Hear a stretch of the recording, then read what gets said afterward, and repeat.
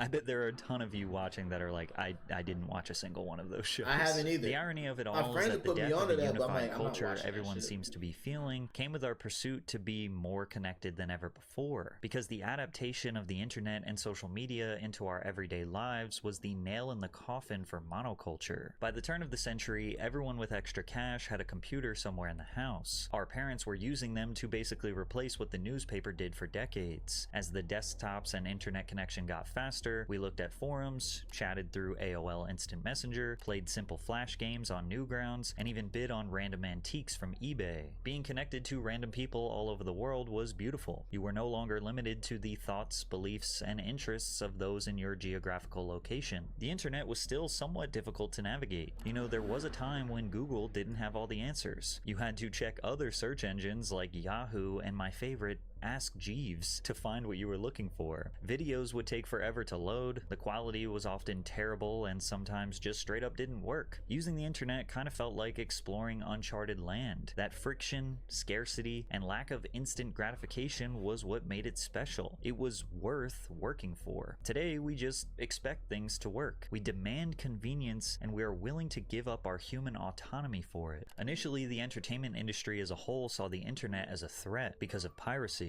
Suddenly, millions of people could download movies, music, and TV shows for free through networks like Napster, LimeWire, and torrent sites, completely bypassing traditional revenue models. Studios, labels, and networks feared the collapse of their business structures, as physical sales and TV deals were at the risk of being replaced. The internet stripped them of control, and for the first time, the consumer had the power to access content without paying a cent. From the consumer's perspective, the logic was simple. Why pay for something when you can get it for free instantly? Piracy wasn't just about being cheap, it was about convenience. Buying a CD or DVD meant going to a store, spending 10 to 20 bucks, and hoping you'd like the full album or movie. Then again, people didn't realize the nuanced value of the additional human experiences they got while consuming entertainment. All that driving to the store, talking to people, limited inventory, sitting on a sticky theater seat, that was all just considered to be an inconvenient cost to getting what you wanted. But you couldn't argue against the value that the internet brought to individuals. It gave everyone a voice, a platform, and endless options tailored exactly to their preferences. And that ramped up significantly in 2003 when MySpace became the first widely accepted platform for social media. By 2005, the platform had around 300 million users and had an estimated valuation of over $10 billion. The platform allowed people to share their personal passions and stories as individuals. If nobody in your real life aligned with your interests, you would be able to find a community of like-minded people online. People started calling random strangers on the internet their friends. They became invested in their lives, wanting to know what they were doing in their geographical location.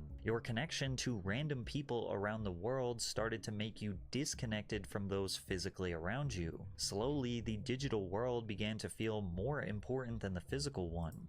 Hey man, I can compare motherfuckers getting on MySpace and the escapism of MySpace to people hopping on a game, and when they started doing like PlayStation Network and Xbox Live, shit that we can talk to people all over the world. You play the same game and you bond over that. I can compare that to MySpace As and just the platforms rise of evolved, social media. first with Facebook, then Instagram, and eventually TikTok, the focus shifted even further away from a shared experience and towards personal branding. Algorithms were designed not to connect people as a whole, but to keep you personally engaged, feeding you content you already agreed with or found entertaining. The internet became less of a town square and more of an echo chamber, reflecting only your own tastes, beliefs, and biases back at you, just so you wouldn't click off the app. Social media. And then also, the thing is, since the algorithm knows you, I don't want to say it knows you better than yourself, but it does. Since the algorithm knows what you're gonna watch and knows what you what like type of media you are most likely to watch and stuff like that, because it's not just going to be on that app, it's going to be across different platforms. It's going to look at it like your YouTube is going to check your TikTok is going to check your Instagram Your Instagram is gonna check your Facebook and your Twitter, stuff like that. They're all gonna be multi cross checking what you've been looking at and stuff like that, right? It's gonna be heavy on like, hey, this is what you agree with on your political side, on your social side, and your da da da. All right, I'm gonna start pushing this for this. So not only will you get further and further into what you believe in, but you're not even gonna see the other types of information that is gonna change your mind unless you go and seek that. Like me, I'm an open-minded individual, so I'm not the type to just watch this one thing and then harper on that and not see the side effects or not see the things that are challenging it. Because I mean, I was taught in fucking college and high school, you gotta have a counterclaim. So you gotta look at both sides of it. You gotta take everything with a grain of salt. So you gotta look at the pros, you gotta look at the cons, see which ones outweighs each other, and keep an open mind about certain things. Because not only with that mindset that you have, other people are gonna add their truths and their information into it to where it'll alter yours, and then you'll have to think, all right, the information am I getting it from the actual source, or am I getting it from a motherfucker who only looks at the things that confirms your own biases?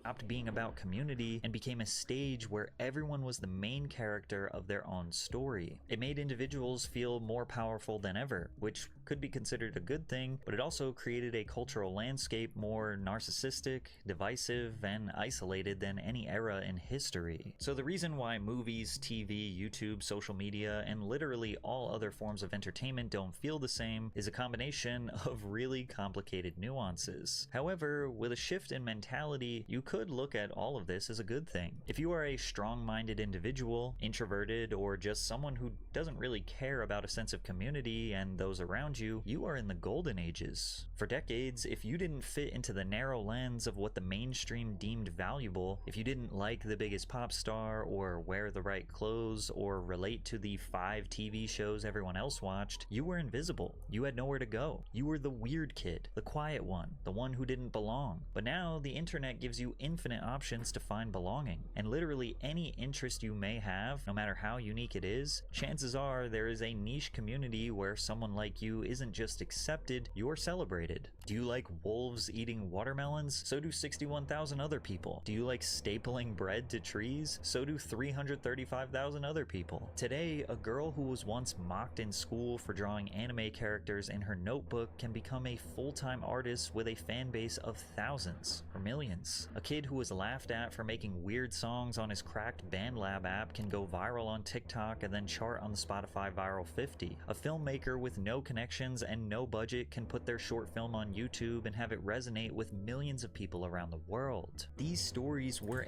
I can say that's also a very good benefit to just the different platforms and stuff like that. People who are just on their own wave and pay attention to themselves and not conform with the crowd, they go ahead and stand out, and then the crowd start fucking with them. I was saying that yesterday, man. If you stay in your own lane, do what you need to do, and not bother anybody, and just enjoy what you love to do, and not worry about, the money, because the money's gonna come, but you just love what you do, then you gonna do what you gonna get the stuff that everybody else is getting, but more. Possible in the monoculture era because the gatekeepers decided what was and what wasn't. Before the internet, independence was next to impossible, and today the gatekeepers have less power than ever. So maybe entertainment feels more chaotic, more overwhelming, and less special. Maybe we are no longer all connected under a simple, easy to navigate monoculture, but there is more opportunity than ever for a small independent creator to get a taste of that success. And for consumers, if you know what your interests are are and do not let algorithms decide what you want to watch, and are willing to do the tedious task to actively get outside of the echo chamber that these algorithms are trying to hold you in, and find that one quality YouTuber or that one underrated Hulu series, then you are probably completely fine with today's entertainment climate. Build your own world.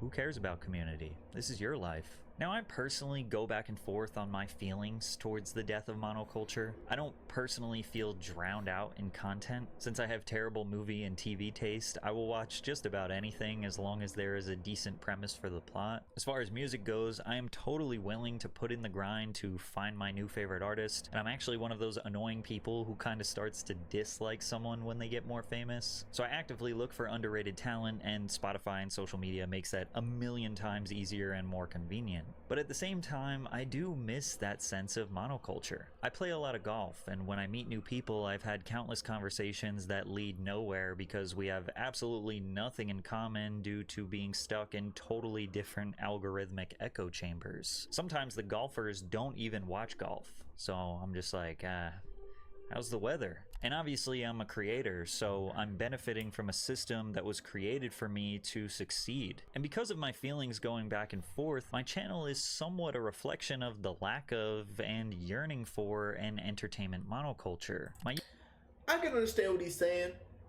and I get it, because it's like, say there was actually, I said the last time, and I was just talking about TV shows with the monoculture thing. The last time when it came to, the whole world worrying about something, it was Avengers. It was Avengers Endgame and Infinity War. That was the last time, like, in my opinion, it was like the monotone culture. But with what he's saying, I understand that, because not only when people are talking about like a certain TV show or some shit like that, to where they all are watching it and enjoying it, that's great. But also, when you can talk about it to other people and they all give their own different perspectives on whether it's the art of the show, whether it's the premise of the last episode, just the character development, they agree, they disagree, and shit like that. That makes sense, in which I do miss that, because like you can get in a whole, I appreciate that, Simeon. Excuse me. I don't lost my train of thought. But oh yeah, just getting a whole like disagreement, maybe or maybe not a disagreement, but a conversation just about the story arc of a certain person and how the writers could have done better, or maybe the story arc is perfect, they just need to tweak it a little bit, or maybe it's just all over the place, they just go ahead and just kill them off or whatever. Those type of conversations with a random individual, like, that's what builds the culture. That's what life should be like. That's the simplicity that life deserves and that we need in our lives. So I agree with him. I understand what he's saying. YouTube channel is kind of like a 2000s MTV inspired hodgepodge of modern pop culture. Firstly, I'm reliable, posting every Monday at 3:15 p.m. Eastern Standard Time. And every week we talk about something pop culture related. Sometimes it's music, sometimes it's film, sometimes it's internet personalities, sometimes it's a comedian, action sports star, politics. The modern YouTube algorithm wants you to keep making the same video over and over with the same thumbnails and dominate one specific niche, which is why you see so many successful channels being repetitive, because that is literally what works. I try to keep a balance. And because of that, some videos get more views than others, some videos bomb, but I hope you enjoy me keeping that old early 2000s variety. You can come to my channel to keep... Man, variety is the best thing you could have, because repetition is so boring. Yeah, coming from me, even though I listen to the same thing. When I say I listen to the same thing, as in music, like I listen to the same artists and shit like that. Sometimes I get tired of listening to the same artists over and over, and I'm like, bro, I need to listen to something new, and I put myself onto something new. But I try to have variety with the shit that I watch as well, and the people, and thank God that I watch the people that I watch, because they also have variety with the stuff that they're talking about. And sometimes the people I watch, they talk about some shit that I don't really care about. So I know that if I'm not gonna care about it, I'm not gonna give my 2 cents. I know y'all ain't gonna give a fuck about that shit because I'm not even interested. Variety is the best thing that anyone can have because it gives you more things to talk about. You learn more that you didn't know before, and it opens up your mind. You updated with modern pop culture and feel some tiny slice of that Like, monoculture even we all today. used to love. Also, this was kind of a different. Like, even when I got on stream, I literally said before this, like, man, I don't even want to watch nothing about no fucking streamer shit because I've been doing videos on streamer shit for the past like 2-3 weeks. So it's like I don't want to watch that shit. I want to watch something else. And thank God this came up, the death of the mainstream. Cause like, okay, this actually seems interesting. Style of video for my channel. I usually stick to documentaries that are objective and fact-based, but recently I've just kind of been wanting to switch it up a little bit. So I'll be looking at the comments to see what you guys think about this more conceptual or think piece rant type of video. So let me know what you think. Thanks for watching, and I'll see you next Monday. Man, shout out to Patrick CC. That was a dope video, man. Definitely got you thinking. It's definitely something new. And I'm glad I chose that video.